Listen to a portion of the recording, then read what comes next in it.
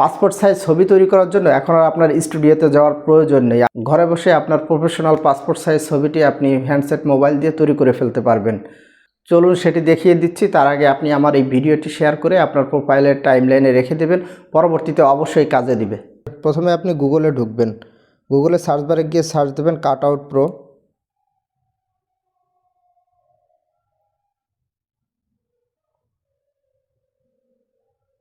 এখানে অনেকগুলো ওয়েবসাইট চলে আসবে। আপনি কাটআউট প্রো এই যে পাসপোর্ট ফটো মেকার, এখানে ঢুকে যাবেন। এখানে আপলোড ইমেজে ক্লিক করবেন। এখানে আপনার যে ছবিটি রেডি করা আছে ওই ছবিটি আপনি এখানে ক্লিক করবেন। এখন হচ্ছে এখানে বাংলাদেশ পাসপোর্ট, এই যে বাংলাদেশ পাসপোর্ট সাইজ দিয়ে দিলাম। এখানে হচ্ছে ব্যাকগ্রাউন্ড চেঞ্জ করতে পারবেন আপনি এখান থেকে যে কোনো কালার দিতে পারবেন। আমি এটা সিলেক্ট করলাম।